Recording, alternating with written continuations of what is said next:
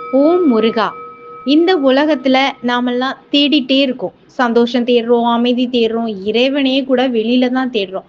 கோயிலுக்கு போறோம், விளக்கேத்துறோம், அர்ச்சனை செய்றோம். ஆனா ஒரு நிமிஷம் நின்னு யோசிச்சு பார்த்திருக்கீங்களா? அவர் எங்க இருக்காரு? இன்னைக்கு கந்தரலங்காரம் பாடல் இந்த தேடலுக்கே ஒரு பதில் தருது. கந்தரலங்காரம் பாடல் எண் 28.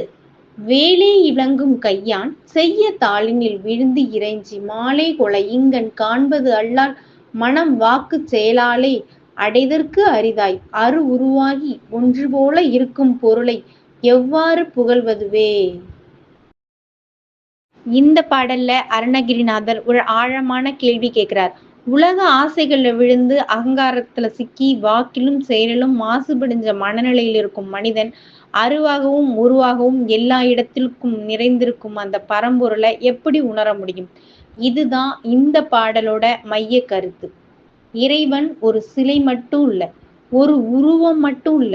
அவர் அரு, அவர் உரு, அவர் ஒளி, அவர் சத்தம், அவர் உள்ளத்தின் அமைதி. ஆனா அந்த அமைதி இருக்க வேண்டிய மனசு ஆசையால நிரம்பியிருந்தா அவர் எப்படி தெரியும்? இந்த பாடலை சிறிய கதை வடிவில் விளக்கமாக பார்ப்போம். ஒரு மனிதன் தினமும் கோயிலுக்கு போவான். முருகா எனக்கு காட்சி தரணும் அப்படின்னு கேட்பான். ஆண்டுகள் கழிச்சும் காட்சி கிடைக்கல. ஒரு நாள் அவன் சோர்ந்து உட்கார்ந்துட்டான். அவன் மனசு உடைஞ்சு போயிடுச்சு. அந்த உடைஞ்ச மனசுல இருந்து ஒரு கேள்வி வந்துச்சு. நான் வெளியே தான் தேடிட்டு இருக்கேன். ஒரு நாளாவது உள்ளே பார்த்தனா? அந்த நாள் தான் அவன் அமைதியா கண்ண மூடனான், மூச்சை கவனிச்சான், அகங்காரத்தை கொஞ்சம் கொஞ்சமா விட்டுட்டான். அந்த நிமிஷம் அவன் உணர்ந்தான், முருகன் வெளியே வரல, அவர் உள்ளே இருந்ததை தான் அவன் முறையா உணர்ந்தான். இதுதான் அருணகிரிநாதர் சொல்ற உண்மை. உண்மையான ஆன்மீக அர்த்தம் என்னன்னா, இறைவனை காணணும் அப்படின்னா உலகத்தை விட்டு ஓடணும் அப்படிங்கிறது இல்ல. ஆனா அகங்காரத்தை விடணும். அசுத்தமான எண்ணங்களை சுத்தப்படுத்தணும். மனச அமைதிப்படுத்தணும். அப்பதான் உருவாய் ஒன்றாய் இருக்கும் அந்த பரம்பொருள் உள்ளத்துல வெளிச்சமா தெரிவார். அதனாலதான் முருகனை வெளியே தேடாதீங்க, கோயிலுக்கு போங்க, அது நல்லது. பாடல்கள் படிங்க, அதுவும் நல்லது. ஆனா ஒரு நிமிஷம் அமைதியா உட்கார்ந்து உங்க மனசுக்குள்ளேயே பாருங்க. அங்க ஒரு ஒளி இருக்கு, அங்க ஒரு அமைதி இருக்கு, அங்கே முருகன் இருக்காரு.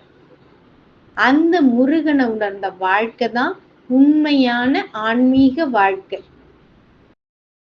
நிறைவாக இந்த கந்தரலங்காரம் பாடல் எனக்கு என்ன கற்றுத் தந்தது தெரியுமா? நான் இதுவரைக்கும் முருகனை வெளியில தான் தேடினேன். ஆனா இப்போ ஒரு தெளிவு. அவர் எங்கோ இல்ல, என் மனசுக்குள்ளதான் இருக்காரு. அவரை காண முடியலன்னு நினைச்சது அவர் இல்லாதனால இல்ல, நான் அமைதியா நின்னு பார்க்காததால. இது எனக்கு ஒரு உள்ளுணர்வு கொடுத்தது. இந்த ஆன்மீக பயணம் இங்கே முடிஞ்சிடாது. அடுத்த கந்தரலங்காரம் பாடல் 29வது பாடல்ல இந்த பயணத்தை இன்னும் கொஞ்சம் ஆழமா தொடரலாம். அங்கே உங்களை மீண்டும் சந்திக்கிறேன். முருகன் அருள் எல்லோருக்கும் கிடைக்கட்டும். ஓம் சரவண பவ.